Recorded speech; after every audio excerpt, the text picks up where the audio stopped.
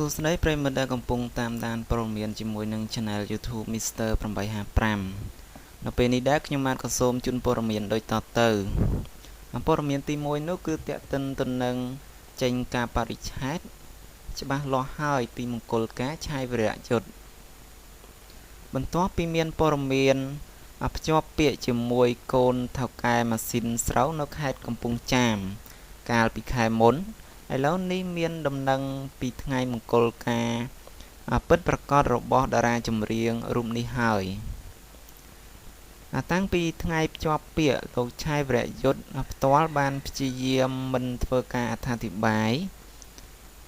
រាល់ការចោទសួររបស់អ្នកសារព័ត៌មានជុំវិញគម្រោងអាពាហ៍ពិពាហ៍របស់លោកប៉ុន្តែថ្មីនេះមានប្រភពព័ត៌មានបានបង្ហើបប្រាប់ស្បាយថាម្ចាស់បទទឹកលុយសម្លាប់ទឹកចិត្តខ្ញុំហើយ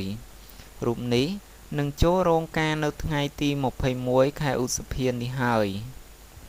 ប្រភពដែលសុំមិនបញ្ចេញឈ្មោះប្រាប់ថាគេទើបបានទទួលលិខិតអញ្ជើញពីលោកឆាយវីរៈយុទ្ធប៉ុន្មានថ្ងៃនេះប៉ុណ្ណោះដោយមង្គលការលោកធ្វើនៅខេត្តកំពង់ចាមនាគេហដ្ឋានខាងស្រីតាមគម្រោងមង្គលការរបស់តារាចម្រៀងល្បីរូបនេះបានអញ្ជើញភ្ញៀវពិសាភោជនាអាហារ150តុប៉ុន្តែមិនដឹងក្នុងនោះមានមិត្តសិល្បៈរបស់លោកមានប៉ុន្មានតុនោះទេភរិយារបស់លោកមានឈ្មោះថាសែចន្ទឌីដែលតាមព័ត៌មានកន្លងមកនាងជាអ្នកនិពន្ធបទចម្រៀងឲ្យលោកឆាយវីរៈយុទ្ធច្រៀងទៀតផង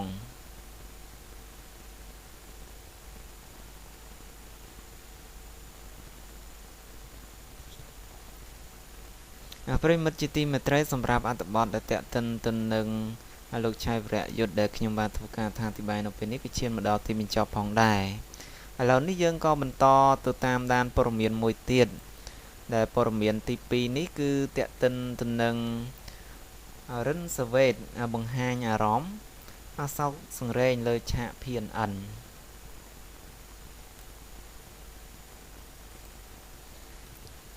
តារាចម្រៀងមនោសញ្ចេតនាលោករិនសាវ៉េតដែលពេលនេះកំពុងតែមានទុក្ខធំដោយបាត់បង់ភរិយាជាទីស្រឡាញ់កាលពីខែមេសាកន្លងទៅនឹងឡើងមកបង្ហាញពីក្តីសោកសង្រេងអាឡោះអាល័យនិងក្តុកក្តួលបំផុតនៅលើឆាកជីវិតអាស៊ីអារម្មណ៍របស់ស្ថានីយទូរទស្សន៍ PNN នៅថ្ងៃអាទិត្យស្អែកនេះបទចម្រៀងដែលលោកបានបកស្រាយដើម្បីបើកទំព័រកម្មវិធីមានចំណងជើងថានិស្ស័យស្នេហ៍ស្រីគ្រប់លក្ខពិតជានឹងធ្វើឲ្យប្រិយមិត្តទុំទឹកភ្នែកមិនជាប់ដោយសារតែអត្ថន័យបទចម្រៀងរៀបរាប់ពីការប្រត់ប្រាស់របស់ភរិយាហើយក៏ត្រូវនឹងសាច់រឿងរបស់លោកផងដែរ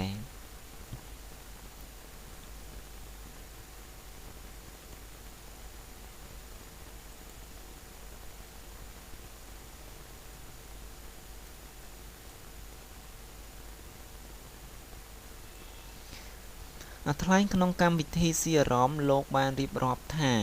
សម្រាប់លោកនិងភរិយាមានអនុស្សាវរីយ៍ជាមួយគ្នាជាច្រើនរាប់មិនអស់ហើយថ្ងៃចុងក្រោយដែលលោកបានថើបលាប្រពន្ធរបស់លោកគឺបានយក